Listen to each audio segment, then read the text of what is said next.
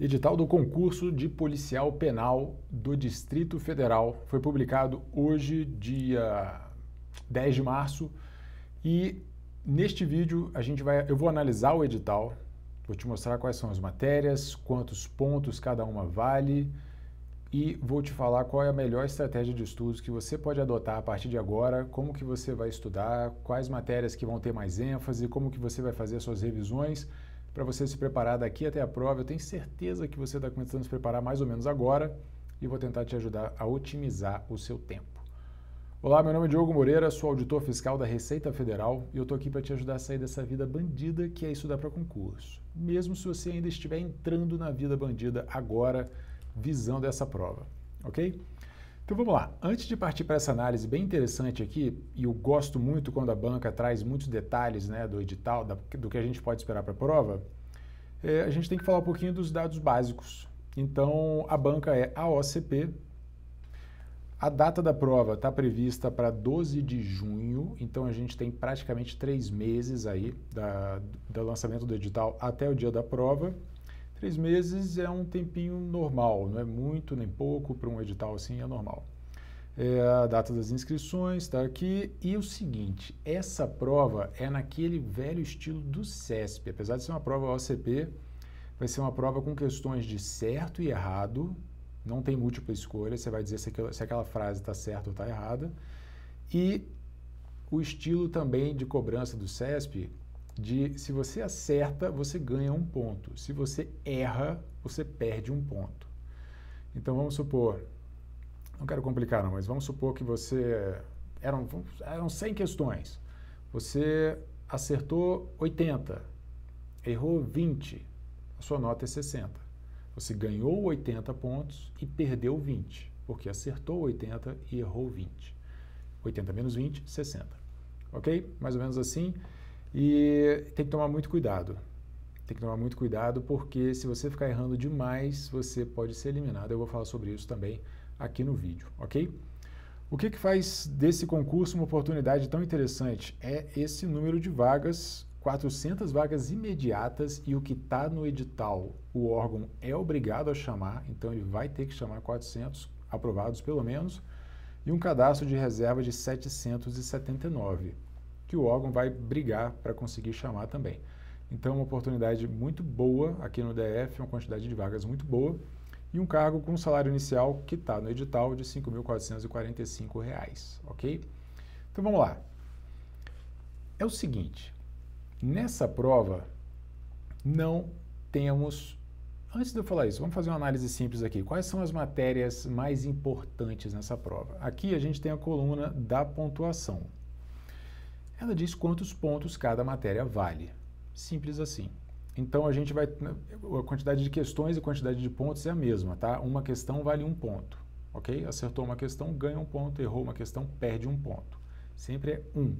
Então, no caso de direito penitenciário e criminologia, a gente vai ter 40 questões. O máximo que você pode fazer ali é 40 pontos, se você acertar todas. Então, penitenciário e criminologia, 40 pontos. É bem interessante, você tem que saber tudo dessa matéria, tudo, você tem que pegar e estudar tudo dela. E, Diogo, você está chovendo numa olhada, é óbvio que eu tenho que estudar tudo de todas. Não, talvez não dê tempo de você estudar tudo de todas, mas essa aqui tem que ser estudada pra caramba. E não adianta saber mais ou menos, lembra que se você errar você vai perder 1 ponto? Você vai ter que se dedicar muito a ela, ok? Temos também português e redação oficial, valendo 25 pontos. Uma quantidade de pontos muito relevante. Vamos falar também sobre como estudar português. Direito penal e processual penal juntos tem 20 questões. Seria uma média ali, 10 cada uma, mas a gente não sabe como vai ser essa distribuição dentro aqui, então 20 questões para as duas. E aí a gente tem uma sequência de matérias que valem 10 pontos. Informática, raciocínio lógico, administrativo, constitucional e AFO. Você vai ter que estudar praticamente todas elas também e saber todas elas razoavelmente bem. Mas as 3 principais são essas aqui, tá? E olha aqui do lado. Eu coloquei o percentual de quanto cada matéria tem da prova. Ela tem X% da prova, é só daquela matéria ali. E do lado eu coloquei o acumulado. Então você vai ver que as 3 primeiras matérias respondem por 57,4% dos pontos. Beleza? Essas 3 aí tem que saber muito bem, tem que estar treinando muito bem, isso aí vale ponto pra caramba. Agora, se você colocar 2 ou 3, vamos colocar 3 dessas matérias de 10 pontos aqui, são 5. Vamos botar as 3 primeiras aqui, a gente vai para 77% do conteúdo programático. Então, a gente tem praticamente metade das matérias, né? Daqui para cima e daqui para baixo. Então, dividindo aqui, a gente tem praticamente metade das matérias. E essa metade de cima responde por 77% da pontuação total. São 148 questões no total, ok?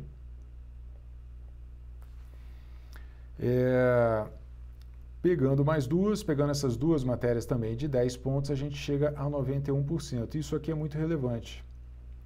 Porque a gente tem 4 matérias que somadas valem 5% da prova. Então você vai ter que analisar o custo-benefício de estudar isso aqui. Os cursinhos ainda estão analisando, quer dizer, estão atualizando os materiais deles. Então não deu para eu pegar a informação ainda de qual o tamanho de cada matéria. Os cursinhos têm os seus padrões, então uma matéria tem 10 aulas, a outra tem 8, a outra tem 15. A gente consegue ter uma noção do tamanho de cada matéria por essa distribuição. Não foi possível fazer isso ainda, você pode fazer depois, com o cursinho que você tiver e tal. Mas observe para essas 4 matérias do fundão aqui, o custo-benefício. Qualquer uma delas que seja muito extensa, que precisa de muita leitura, que tenha muitas aulas inéditas para você, não vai valer a pena. Então, estude alguma delas aqui, só se for pequenininha, só se for fácil, mas fique à vontade para abandonar algumas delas, talvez até todas, se não der tempo de estudar. Nós estamos falando de 4 matérias aqui no final e estamos falando de 8 matérias, são 8? São 8 matérias para cima ali que valem 91,2% dos pontos da prova. Não existe mínimo por matéria. Você pode zerar uma matéria, não tem problema, ok? Então, se você deixar de estudar História e Geografia do DF e dessas 5 aí você tirar 0 ou menos 1 ou alguma coisa assim, não está eliminado, não tem mínimo por matéria. Tem mínimo pela prova de conhecimentos básicos, mínimo pela prova de conhecimentos específicos, mas é 40% da prova. Se você não fizer esse mínimo, você não estaria aprovado de qualquer forma, então ele é completamente irrelevante, ok? Muita atenção, novamente, porque essas matérias daqui para cima são as importantes, respondem por 90% dos pontos, e dessas 5 aqui, forçando muito a barra, você deixa 2 delas sem dar muita atenção. Ah, Diogo, eu sou péssimo em exatas, então você já corta raciocínio lógico, não estuda raciocínio lógico, por exemplo, e só tirando raciocínio lógico você ainda estaria brigando aqui por 84% dos pontos. Diogo, a gente não é difícil passar em concurso, a gente não tem que saber tudo de tudo e tal, 100%? Idealmente sim, o ideal é que você saiba tudo de todas as matérias. Mas eu conheço vocês, eu sou coach para concursos há 6 anos, 5 anos, já tem 5 anos, tem 6 anos, quase 7. Eu conheço vocês muito bem, sei que a maioria de vocês está começando a estudar agora, tem gente que nunca estudou nada para concurso, viu o edital sendo publicado hoje, está correndo atrás de informações para poder começar a estudar, então é importante trazer essas informações também. Não vai dar tempo de ler tudo?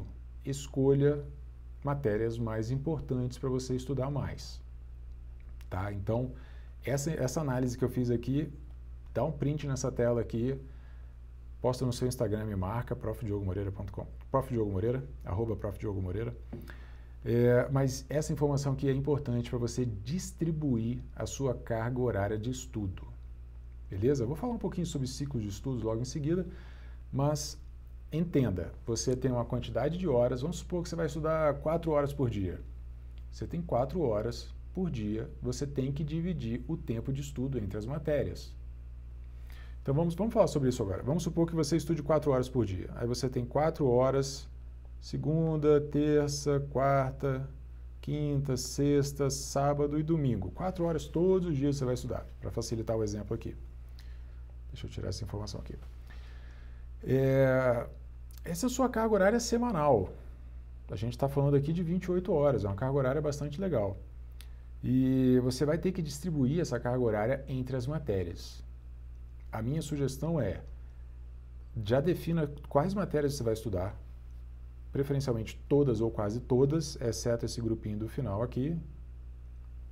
Na dúvida, não coloca nenhuma das matérias desse grupinho aqui no seu ciclo de estudos agora. Não coloca. Deixa essas 4 aqui de fora. Foca só nessas 8 mais interessantes aqui de cima. Ok? Coloca essas 8 no seu ciclo.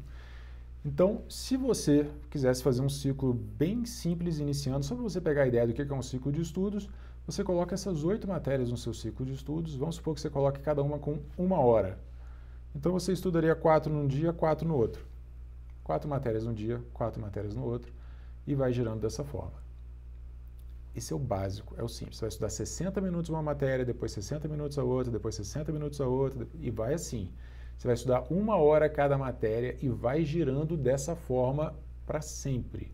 Por isso se chama ciclo de estudos, porque você fica ciclando aquilo ali, fica rodando essa sequência de matérias. Começa assim e depois você vai fazendo adaptações. Diogo, já faço isso. Quais seriam as adaptações? A primeira, na minha opinião, é essas 2 matérias aqui, Direito Penitenciário e Criminologia, que na verdade são 2, e Português. Essas matérias aqui precisam de uma carga horária maior no seu ciclo. Elas são as mais importantes da prova. Então, se você ia colocar 60 minutos para todas, essas aqui tem que ter 80, 90 minutos no seu ciclo, alguma coisa assim. Ok? Depois disso, você tem uma série de matérias que valem mais ou menos a mesma pontuação. Então, penal e proc-penal valem 20, vamos botar que cada um deles vale 10. Penal vale 10, proc-penal vale 10, informática vale 10, raciocínio lógico vale 10, administrativo, constitucional, AFO, cada um deles vale 10. Então, dê uma carga horária um pouquinho maior para as maiores matérias. Se uma delas tem 5 aulas, a outra tem 15, a de 15 aulas precisa de uma carga horária maior. Então, você pode pegar a pequenininha e botar 40 minutos no ciclo, pegar a grande e botar 90 minutos no ciclo, 80 minutos. Vai distribuir a carga horária conforme o tamanho da matéria. Por quê? Porque você quer avançar em todas as matérias para chegar no dia da prova tendo estudado todas elas. Esse é o ideal. Vamos partir desse princípio. Então, o controle da carga horária é a sua principal ferramenta hoje de planejamento de estudo. Ok? Se você não sabe mais sobre ciclo de estudos, dá uma passeada aqui no meu canal no YouTube, se você estiver vendo esse vídeo no YouTube, pesquisa Diogo Moreira ciclo de estudo e vai aparecer vídeo meu ensinando a fazer ciclo de estudos, etc e tal, tá? Diogo, e como revisar? Revise via questões. Lê uma aula, faz exercícios de fixação, as questões daquele PDF daquela aula. Lê outra aula, faz questões. Lê outra aula, faz questões. Simples assim. Para quem está começando, para quem não é meu aluno, chegou no YouTube hoje aqui pela primeira vez, faz dessa forma. Exercício de fixação. Diogo, mas e o resumo? Não faça resumo. Não vai dar tempo de você fazer resumo e bater o edital. E você não vai conseguir parar para ler os resumos depois. Então você vai perder tempo fazendo e não vai dar tempo de ler depois. Então ele vai ser inútil e, na verdade, ele vai estar atrapalhando a sua preparação. Não faça resumo. Confia no Diogo. Se você ler os PDFs e fizer as questões como exercício de fixação, você vai ter um resultado muito melhor do que se você fizer resumos. Confia em mim. I'm a professional, ok? Eu trabalho com isso no tempão. Confia em mim. Se você for meu aluno, você está assistindo esse vídeo agora dentro da nossa comunidade de alunos e na aula seguinte eu vou usar aquela minha planilha geradora de ciclo de estudos para a gente já fazer o ciclo de estudos inicial. Aí você vai sair com o ciclo prontinho, feito de acordo com as minhas diretrizes, você faz o seu próprio ciclo ali, sai ideal de acordo com a sua realidade. E aqui na comunidade, se você estiver vendo na comunidade, tem todos os outros vídeos também ensinando a fazer ciclo de estudos, revisões periódicas, o controle da resolução de questões e tudo mais. Aproveita aqui, se você for meu aluno do coaching ou do acelerador, os próximos vídeos são feitos para você. Se você estiver vendo esse vídeo no YouTube, espero que tenha gostado, espero que tenha ajudado. E, detalhe, os meus alunos do coaching do acelerador, lá na comunidade eu vou colocar também a análise estatística dos assuntos mais cobrados. Então você vai saber para cada matéria quais os assuntos dentro dessa matéria que mais caem. Se não der tempo de ver tudo, vê pelo menos os assuntos que mais caem.